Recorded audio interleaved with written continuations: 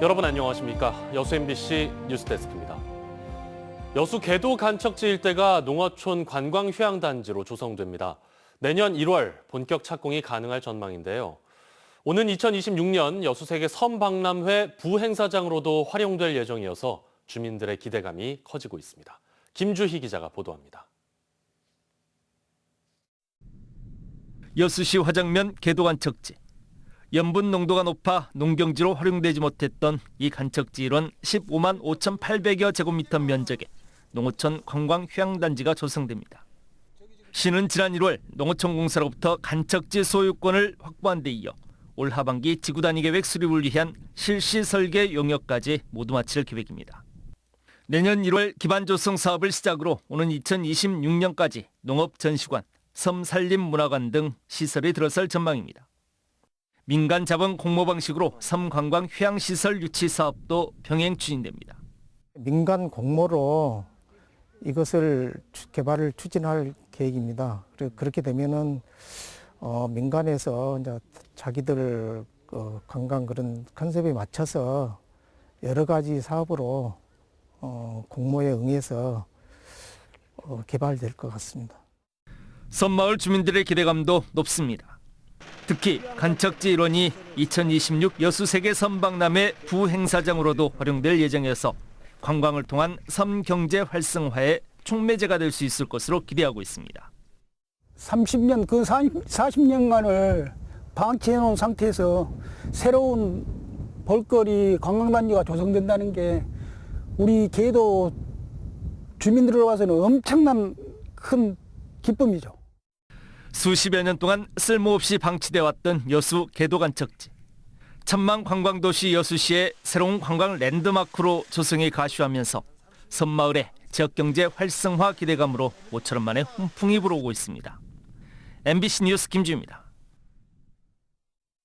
여수, 순천, 광양 3개시의 인구가 1년 전보다 약 4천 명 줄면서 70만 명 아래로 떨어질 상황에 놓였습니다. 통계청 자료를 보면 지난달 기준 3개시의 인구는 70만 4,887명으로 집계됐습니다. 여수의 인구는 27만 4,100여 명으로 1년 전보다 2,300여 명 감소했고 순천도 27만 8,500여 명으로 2,000명가량 줄었습니다. 광양은 유일하게 인구가 약 500명 늘면서 15만 2,100여 명으로 집계됐습니다. 3개시의 인구는 지난 2016년 72만 3천여 명을 정점으로 지속해서 감소 추세를 보이고 있습니다.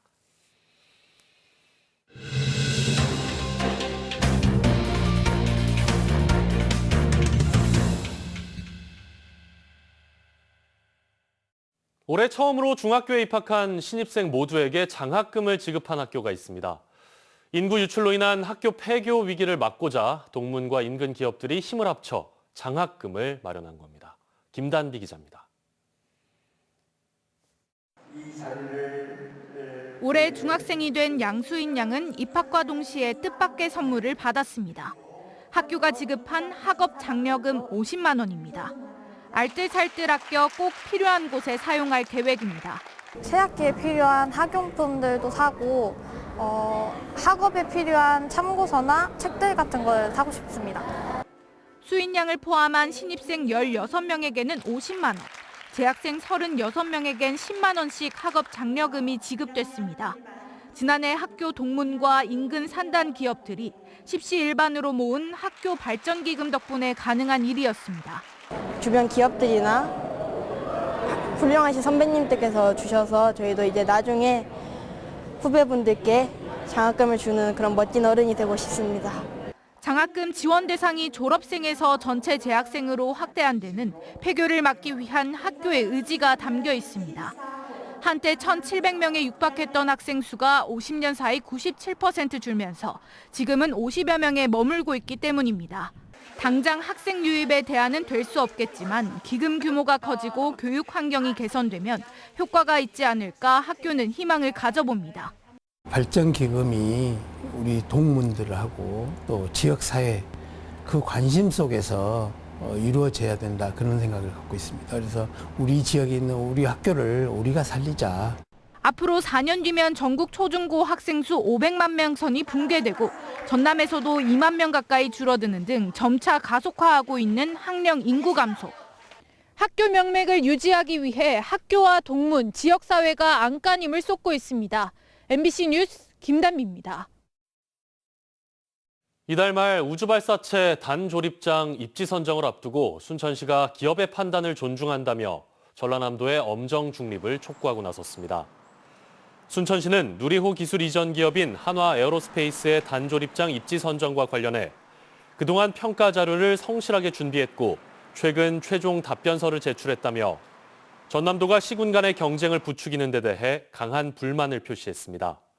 순천시는 또 고흥군과의 경쟁을 원하지 않는다며 전남 동부권의 산업 기반과 고흥 우주발사체 클러스터가 동반 성장하길 바란다고 강조했습니다. 한편 고흥군은 한화 측의 후보지 선정 자체가 정부 정책과 지역 정서에 반한다는 입장이지만 지난 3일 답변서 제출 시한에 맞춰 소정의 절차는 이행했다고 밝혔습니다.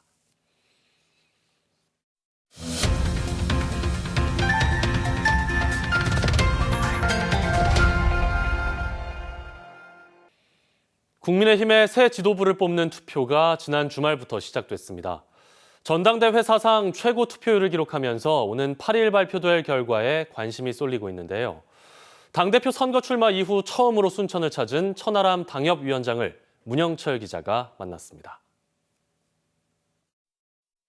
네, 후보님 안녕하십니까? 안녕하십니까? 네, 오랜만에 지역 시민분들 만나셨는데 소회는 어떠신지 또 어떤 말씀 많이 좀 들으셨는지. 일단 인기가 굉장히 많이 올라간 것 같고요. 또 우리 순천이 좀 많이 유명해지는 것 같아가지고 전국적으로 주목을 받아서 좋다는 말씀 해주셔서 뿌듯하고 순천이 굉장히 정치적으로도 정말 유능한 도시이고 우리 또 생태적으로도 관광적으로도 정말 대한민국의 1번지구나 이런 거를 좀 말씀드릴 수 있는 기회가 된 것 같아서 시민들께서도 되게 좋아하시는 것 같습니다.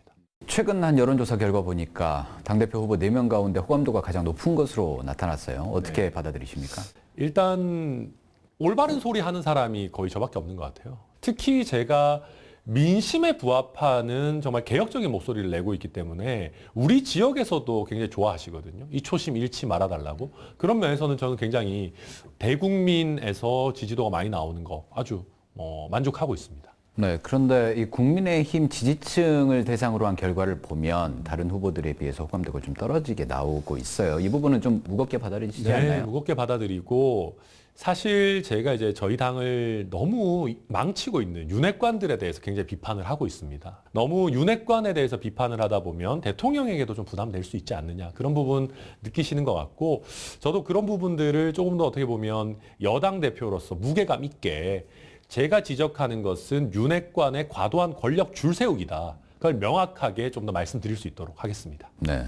오는 8일이면 결과가 이제 나올 건데 현실적으로 어떻게 좀 예상을 하십니까?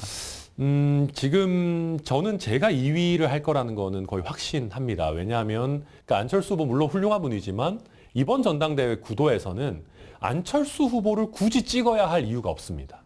그렇기 때문에 개혁의 천하람 대 구태 김기현 구도로 저는 결선 갈 것이라고 보고 김기현 후보가 최근에 여러 가지 리스크, 김기현 리스크를 노출했기 때문에 자력으로 저는 과반, 결코 불가능하다고 생각합니다. 이번 선거 과정에서 국민의힘 내부적으로도 논란, 갈등, 분열 이런 게 이제 많았잖아요. 겪어보시면서 국민의힘 개혁이나 변화를 위해서 어떤 게 가장 필요하다고 좀 많이 느끼셨어요, 이번에? 이번에 국민의힘의 소위 주류라고 자부하는 윤핵관들이 보여준 행태는 굉장히 비겁했다. 자기들이 실력으로 이길 자신이 없으니까 힘으로 억누르려고 했다. 저는 그것은 정치가 아니고 폭력이라고 생각합니다. 그래서 천하람이 이끄는 국민의힘은 어느 곳보다도 비주류도 목소리 낼 수 있고 다양한 목소리가 나오는 국민의힘을 제가 만들 겁니다. 네. 이 원하는 결과가 나오지 않더라도 네. 천하람 후보 개인적으로는 이번 출마를 통해서 많은 걸 얻은 것 같은데 어떤 것들이 좀 있습니까?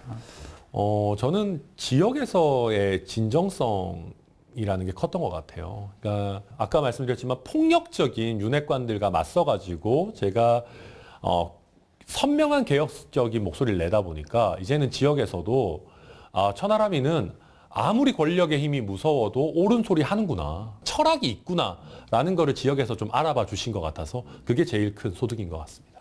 네, 마지막으로 지역민들께 하시고 싶은 말씀 있으면 해주시죠. 제가 맨날 순천의 천하람이다라고 인사를 드리는데 사실 아직까지는 제가 순천을 위해서 크게 기여한 게 없다라는 생각도 듭니다. 저는 제가 당대표가 돼가지고 정말로 천하람이가 당대표가 되더니 평상시에도 지역민들과 소통하고 일관된 노력을 하는 그런 정당으로 바뀌었다. 진짜 천하람이 당대표 된 게 우리 순천에서 정말 큰 득이고 우리 호남에도 너무나 큰 축복이다라고 느끼실 수 있도록 제가 진정성 가지고 꾸준히 열심히 해보겠습니다.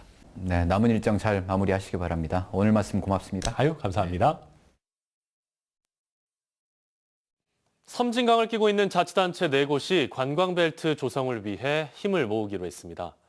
광양시와 구례군, 곡성군과 하동군은 오늘 10일 매화축제 개막식에서 섬진강 관광시대 원년 선포식을 갖고 봄꽃축제 공동 홍보와 모바일 앱을 활용한 투어 프로그램 운영 등을 추진할 예정입니다. 또 각 지자체가 운영하는 13개 주요 관광지에 대해서는 연계 할인제도 도입할 예정입니다. 목포의 한 조용한 마을이 한 의료법인의 건물 공사로 발칵 뒤집혔습니다. 요양병원으로 알고 있던 시설이 알고 보니 장례식장이었기 때문입니다. 양현승 기자입니다. 서해안 고속도로 인근의 목포시 산계마을. 200여 세대가 모여 사는 작은 마을 분위기가 최근 흉흉해졌습니다. 마을 어귀에서 20여 년 동안 요양병원과 장례식장을 운영했던 의료재단이 추진한 건물 공사 때문입니다. 주민들은 요양병원 증축으로 알고 있었는데 알고 보니 장례식장 공사였다고 분통을 터뜨립니다. 요양병원은 괜찮다 이 말이에요. 왜냐하면 삶의 질을 높이는 어르신들도 건강에 사시다가 이제 돌아가시 하니까 우리는 그거는 받아들인다 이 말이에요. 근데 집 근처에서 장례식장이 생긴다라고 하면 의료재단이 건물 공사를 시작한 건 작년 초. 지하 1층, 지상 4층 규모의 건물이 들어섰는데 목포시에 신고된 허가 내용과 다릅니다. 지상 1층부터 4층의 용도를 요양병원으로 계획했지만 실제 내부에는 설계 도면에 없었던 벽이 생겨났고 병실 공간 역시 없습니다. 대단히 인원이 수용 가능한 접객실, 상주 휴게 공간, 주방 등 영락 없는 장례식장입니다. 요양병원으로 만들겠다라고 했던 시설은 이미 분향소로 만들어졌고 재단까지 설치가 되어 있습니다. 저희 집에 오셔서도 요양병원을 짓는다 하더라고요. 무슨 병원 짓냐 물어봤더니 요양병원을 짓는다 그렇게 말씀하시더라고요. 의료재단 측은 주민들에게 의료시설을 짓겠다는 이야기를 했을 뿐 요양병원으로 못 박은 적은 없다는 입장입니다. 그 마을 통장님이나 이장님이나 예를 들어서 개인적으로 물어봤을 때 그에 대한 답변을 드렸었고요. 목포시는 설계 도면대로 이루어지지 않은 공사가 시정되지 않을 경우 사용 승인을 해줄 수 없다는 입장입니다. 지금 저희들이 시정 명령을 해놓은 상태입니다. 이 상태로 그러면 지금 현재 있는 상태로는 준공은 어렵다고 판단하고 있습니다. 하지만 건물 완공 이후 추후 절차 이행을 통해 장례식장을 운영할 가능성은 여전한 상태여서 앞으로 주민들의 반발은 계속될 것으로 보입니다. MBC 뉴스 양현승입니다.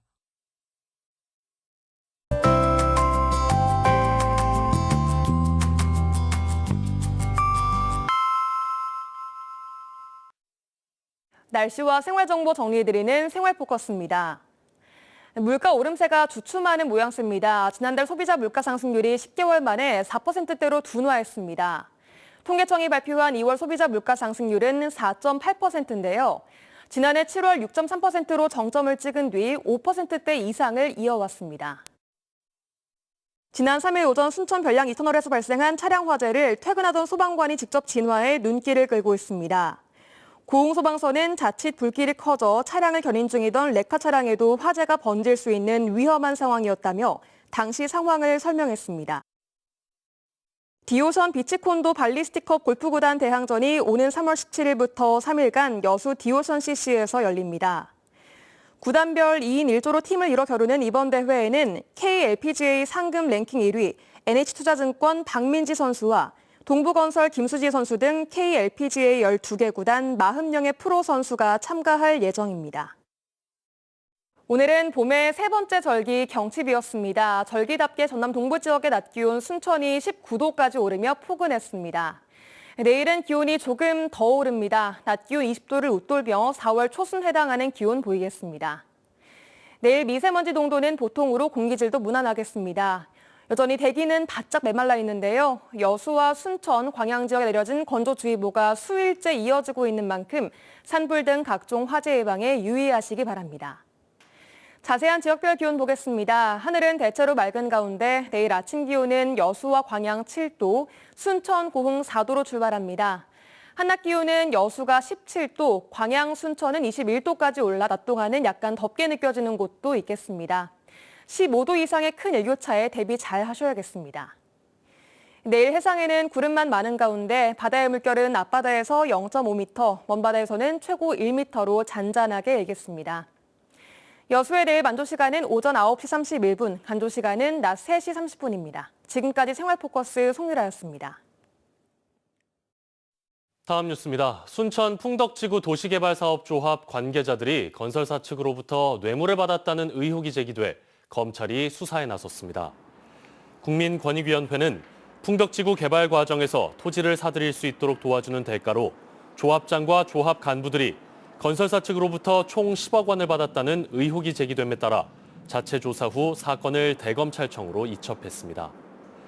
순천 풍덕지구 조합 관계자는 일방의 의혹 제기에 대해 억울한 부분이 있다며 검찰 조사에서 소명하겠다고 해명했습니다.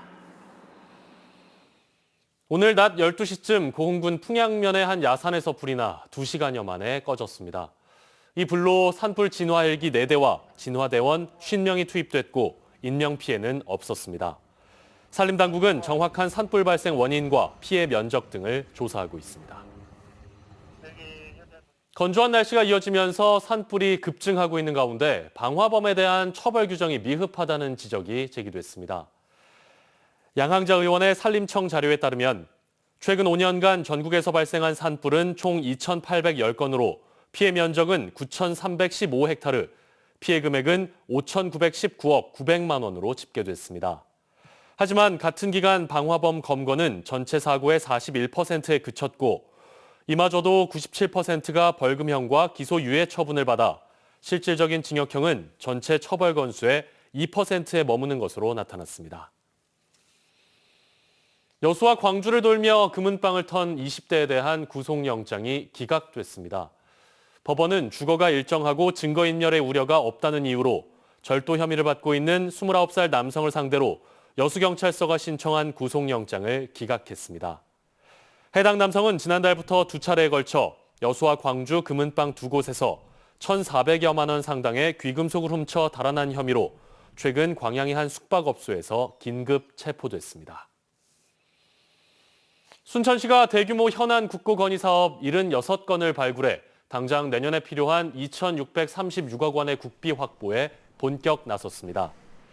순천시가 내년에 추진하기로 한 주요 핵심 사업은 정원박람회 사후 활용을 위한 정원도시 조성 400억 원, 여자만 갯벌 습지 해양정원 조성 2,000억 원 등입니다.